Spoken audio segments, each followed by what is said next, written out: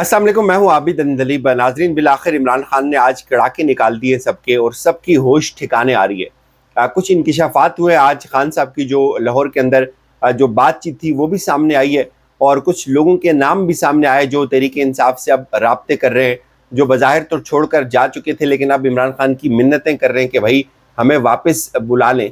इसके ऊपर भी बात करेंगे। आज एक और वारदात डाली है।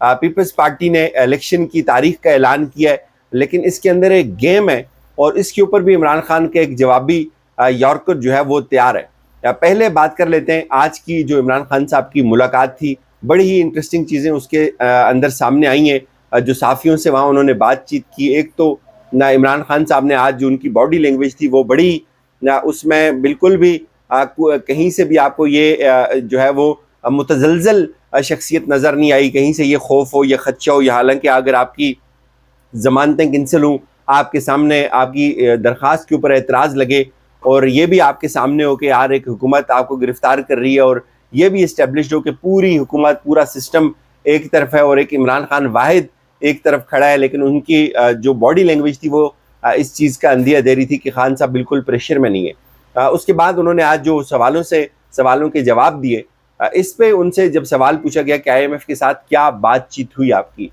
याद रखें कि ये बहुत इंपॉर्टेंट सवाल है और ये सवाल इसलिए बहुत ज़्यादा इंपॉर्टेंट है कि चूँकि अगले इलेक्शन का दारो मदार इस एक सवाल के ऊपर है और IMF ने पाकिस्तान के ऊपर ये वाजे कर दिया हुआ है कि हमने आपको जो कर्जा दिया है वो सिर्फ इस सेटअप के लिए या सिर्फ 9 माह के लिए जो मुआहदा है, ये इसमें 3 इसके हिस्से हैं। एक हिस्सा आपको अभी मिलेगा, $1 अरब जो है वो निगरान हुकूमत को मिलेगा और उसके बाद $1 अरब उस हुकूमत को मिलेगा जो दोबारा मैंडेट लेकर आएगी। तो खान साहब ने ये इस चीज़ की वजाहत कर दी है कि हमने जो मुआहदा किया IMF के साथ वो सिर्फ और सिर्फ इसलिए किया कि चूँकि मुल्क डिफ़ॉल्ट कर रहा था और मुल्क को बचाने के लिए हमने ये मुआहदा किया। लास्ट टाइम भी जब हम डिफ़ॉल्ट की बात करने लगे थे तो हमारे ऊपर ये इल्ज़ाम लगा था, हमारे ऊपर गद्दारी के पर्चे कट गए थे, कहा गया था कि ये डिफ़ॉल्ट की बात क्यों करते हैं। तो अब भी हमने जो मदद की वो सिर्फ इसलिए की कि ये मुल्क जो है वो बच जाए, और अगर आज मुल्क डिफ़ॉल्ट हो जाता तो इससे महंगाई दुगना हो जाती और इससे जो गरीब लोग थे वो मज़ीद कुचल लिए जाते। इसलिए ये हुकूमत जो है वो, इसको तो कोई फ़र्क नहीं पड़ना था क्योंकि इनका सारा पैसा, इनकी सारी दौलत इस मुल्क से बाहर पड़ी है, लिहाजा हमने जो भी किया इस मुल्क के लिए किया। लेकिन एक चीज़ जो इमरान खान साहब ने बड़ी वजाहत से बयान की, उसमें उन्होंने कहा कि ये सिर्फ़ और सिर्फ अगली हुकूमत आने तक है। ये जो जितना भी मुआहदा या IMF के साथ जो मामलात हुए ये नई हुकूमत तक हमने किए हैं और नई हुकूमत का ये मतलब है कि इलेक्शंस होंगे, और जो लोग ये सोच रहे थे कि इलेक्शंस नहीं होंगे उनके लिए आगे बड़ी बुरी खबर है, मैं आपको देने जा रहा हूँ कुछ ही देर में। लेकिन इसके बाद खान साहब ने कहा जी कि हमने उनसे पूछा गया कि भाई आप बताएं क्या हालात हैं इस पार्टी के ऊपर, उस्मान बुज़दार के ऊपर। उन्होंने कहा जी उस्मान बुज़दार के ऊपर बहुत प्रेशर है। एक चीज़ जिसका मैं सबसे पहले उस चीज़ की मैंने खबर दी थी आपको कि आज़म खान जो है वो जब उनको गिरफ़्तार किया गया, उनको जब उठाया गया तो उस वक्त मैंने कहा था कि मुमकिन तौर पे ये हो सकता है कि आज़म खान जो है वो वादा माफ़ गवाह बनाए जाएं या उनके ऊपर इस तरह की कोई एफर्ट हो। लेकिन अब इन चीज़ों की तस्दीक हो रही है बाकायदा तौर पे, आज़म खान के ऊपर भी ये काम हो रहा है और उस्मान बुज़दार के ऊपर भी ये काम हो रहा है, और ये ही 2 लोग हैं जो बहुत इंपॉर्टेंट हैं। और कुछ लोगों ने तो बेशर्मी की हद कर दी थी जिन्होंने कहा था जी कि इमरान खान साहब के इंतहाई करीबी लोग, मतलब वो लिबास तक चले गए थे, वो लोग भी इमरान खान साहब के ख़िलाफ़ वादा माफ़ गवाह बन जाएंगे। लेकिन अभी तक तो आज़म खान भी नहीं बना और कुछ TV एंकर्स ने यहाँ तक कह दिया था कि लोग तैयार बैठे हुए हैं, बाहर से भी कोई शख्स आ गया है, लेकिन उसकी भी अभी तक कोई आपको ऐसी चीज़ नज़र नहीं आई। उस्मान बुज़दार के ऊपर मुझे ट्रस्ट नहीं है, वो कर सकता है। आज़म खान मुझे लगता है कि शायद वो नहीं करेगा, वो वादा माफ़ गवाह नहीं बनेगा। लेकिन खान साहब ने ख़ुद इस चीज़ की आज तस्दीक की कि बहुत ज़्यादा प्रेशर है इन लोगों के ऊपर।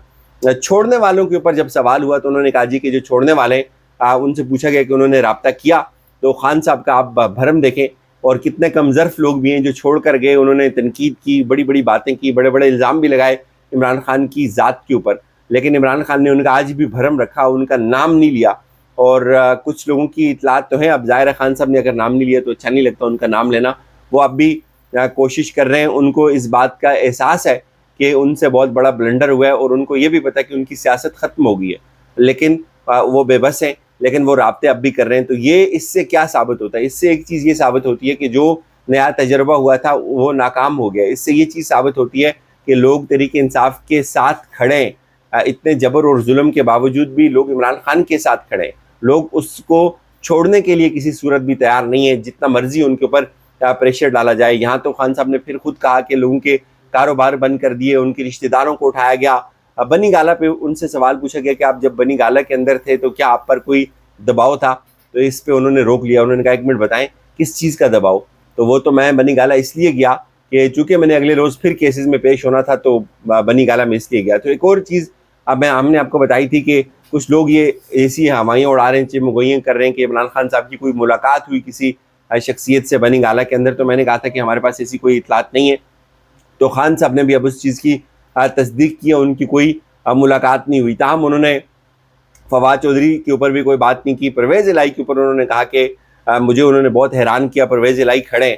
میری خبر تھی آج سے کچھ روز پہلے کہ پرویز الہی کی جو معاملات ہیں وہ طے ہو چکے ہیں. آئی اسٹینڈ بائی اسٹل, معاملات ان کے طے ہو چکے ہیں. وہ جانا چاہتے ہیں, وہ اس میس سے باہر نکلنا چاہتے ہیں, ان کو اعتماد میں لیا گیا ہے. لیکن جو مونس الہی ہیں وہ درمیان میں, مونس الہی یہ نہیں چاہتے. مونس الہی اپنا مستقبل عمران خان کے ساتھ دیکھتے ہیں اور پرویز الہی اب جو ہے وہ بیچ میں پھنسے ہوئے ہیں. اور اب یہ بات کی جا رہی ہے کہ پرویز الہی کی جو مستقبل کا, اب ان کا مستقبل تو قبر ہی ہے, لیکن فیصلہ جو ہے وہ اب جو ہے وہ کہہ رہے ہیں مونس الہی کریں گے. مونس الہی بیچ میں آپ کو پتہ ہے وہ نکل گئے ہوئے ہیں, وہ باہر بیٹھے ہوئے ہیں اور کبھی کبھی وہ ٹویٹ بھی کر دیتے ہیں اپنے والد صاحب کے لیے. لیکن پرویز الہی صاحب اب جو ہے وہ اپنی راہیں جدا کرنے کے لیے تیار ہیں. لیکن ایک چیز یاد رکھیں کہ وہ بندہ, اس نے ابھی تک وہ کھڑا ہے. کھڑا کیسے ہے کہ وہ ابھی تک نکلا نہیں ہے. وہ اپنے بیٹے کے لیے, اب اس کو ایک سیف ایگزٹ دینے کے لیے ابھی تک یہ ساری چیزیں برداشت کر رہا ہے, جو اور بہت سارے تحریک انصاف کے لوگ نہیں کر سکے تھے. آخر پہ میں نے آپ کو کہا تھا کہ اور خان صاحب نے یہ بھی بتایا کہ ان کے وکلا کے اوپر بھی دباؤ ہے. وکلا میں ان کی بابر اوان صاحب تھے, پھر انہوں نے کہا کہ کچھ اور لوگ ہیں ان کے اوپر بھی دباؤ ہے, وہ تو کچھ باہر چلے گئے. ججز کے اوپر دباؤ ہے, وکلا کے اوپر تو ضرور ہے لیکن ججز کے اوپر دباؤ ہے. ایک آج بڑی امپورٹنٹ ڈیولپمنٹ ہوئی کہ پیپلز پارٹی نے بالآخر, آپ کو میں نے کہا تھا کہ ان کے درمیان پھوٹ پڑے گی, اور اب جب سے یہ کاؤنٹ ڈاؤن شروع ہوگا یہ پھوٹ زیادہ ہوتی آپ کو نظر آئے گی. ان کے درمیان لڑائی جھگڑے زیادہ ہوں گے, اور اب وہ اس کی جو شروعات ہے وہ ہوگی ہے. نوید قمر صاحب نے یہ دعویٰ کیا جی کہ ہم اسمبلیوں میں تاخیر نہیں چاہتے, ہم الیکشن میں تاخیر نہیں چاہتے, اور انہوں نے یہ تجویز دے دی کہ پیپلز پارٹی یہ کہتی ہے کہ 8 جو تاریخ ہے اس میں اسمبلیاں تحلیل کر لی جائیں. اچھا, یہ 8 اگست میں اسمبلیاں تحلیل کرنے کا کیا مطلب ہے؟ اس کا یہ مطلب ہے کہ اسمبلیوں کی جو تاریخ اگر 13 اگست کو پوری ہوتی ہے تو آپ 8 کو کریں گے, تو آپ اس کا مطلب ہے 90 دن آپ کو مل جائیں گے. یعنی کہ آپ 90 دن کا انتخابی شیڈول آپ لیں گے, 90 دن آپ لیں گے نگران سیٹ اپ کے لیے. اگر آپ اسی دن کریں گے جس دن تاریخ ختم ہو رہی ہے, تو پھر اس کے بعد آپ کے پاس 2 ماہ ہوں گے. تو یہ ایک گیم ہے بنیادی طور پہ. گیم یہ ہے کہ نگران سیٹ اپ کو 90 دن دیے جائیں. تو تحریک انصاف نے یہ اب اعلان کیا ہے کہ یہ جو معاملہ ہے یہ غیر آئینی ہے, یہ 1 مہینے کی ایکسٹینشن کسی صورت قبول نہیں ہے. تو اظہر صدیق صاحب نے ابھی اس کے اوپر ٹویٹ کیا کہ تحریک انصاف اس معاملے کو لے کر دوبارہ سپریم کورٹ کے اندر جائے گی. وہ اس آفر کو یا اس پیچیدگی کو کسی صورت قبول نہیں کرے گی. اجازت دیجیے, اپنا خیال رکھیے گا.